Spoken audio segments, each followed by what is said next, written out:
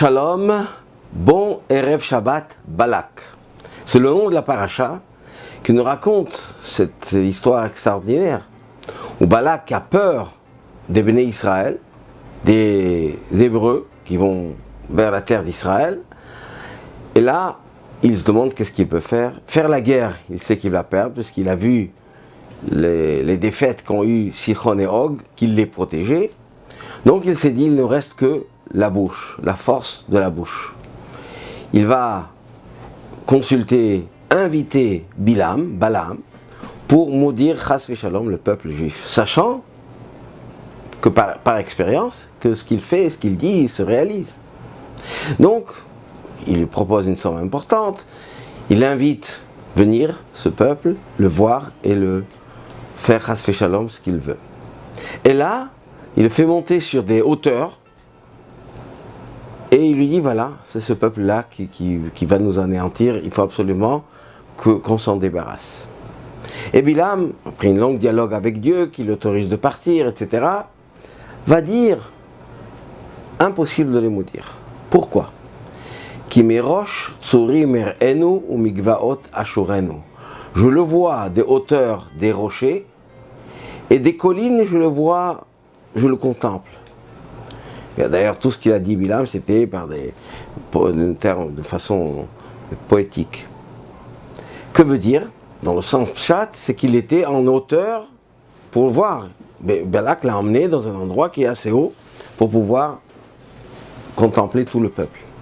Mais en réalité, il lui dit, je ne peux pas les maudire parce que eux sont protégés par les tsurim, les rochers, qui font allusion aux patriarches, Abraham, Yitzhak et Yaakov.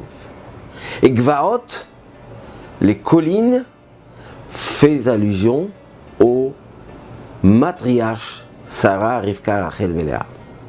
Et voilà le dialogue spirituel qu'il y a entre Bilam et son ancêtre, certains disent même son père, Lavan, le fameux Lavan.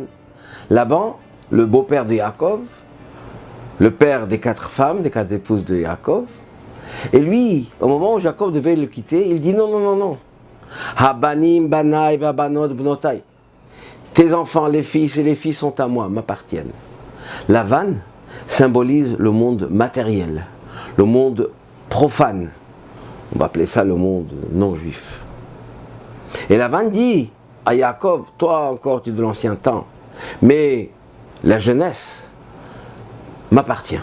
La jeunesse doit s'assimiler, doit vivre comme tout le monde et doit s'investir entièrement dans le monde contemporain de l'époque, et aujourd'hui c'est pareil, afin d'assurer sa place dans la société. Mais il n'est pas question de rester attaché au passé. Vient Bilam et dit pas vrai père ou grand-père. C'est pas comme ça. Am levadad yishkon v'goyim lo yitrashav. C'est un peuple qui vit à part et il ne se mélange pas avec les nations. Pourquoi? Parce que lui, il suit ses patriarches, ses matriarches. Le secret de la survie du peuple juif, c'est que nous sommes attachés fondamentalement à notre passé. Et ce passé-là n'est pas un passé qui n'existe plus. C'est le passé qui influence notre présent et notre futur. Nous sommes appelés Bnei Abraham, Yitzhak et Yaakov, fils d'Abraham, Isaac et Jacob. C'est-à-dire, ils nous ont transmis un patrimoine spirituel, et nous, en suivant ce patrimoine, on peut faire le lien entre le matériel et le spirituel. Contrairement à ce que dit Lavan, on ne peut pas faire les deux, ou l'un ou l'autre. Eh bien non. Les patriarches étaient des hommes saints, étaient appelés dans la Torah Merkava, un char céleste, et en même temps, c'était des hommes du monde matériel où ils vivaient. C'est tout à fait compatible quand on le fait de la manière dont la Torah nous enseigne. Ça, c'est le secret de notre existence. C'est de savoir rendre compatible et complémentaire le matériel et le spirituel, qui selon Lavan sont contradictoires, bien Bilam, et il dit non. Au contraire, c'est ça notre secret, le secret de notre survie. Mais continuons dans cette voie, enseignant à nos enfants, transmettons le patrimoine de nos patriarches, et nous serons là, comme dit le texte, Atem advekim b'Hashem Elokechem, Chaim kulchem hayom. Vous êtes vivants aujourd'hui, en bonne santé. Shabbat shalom ou mevorach.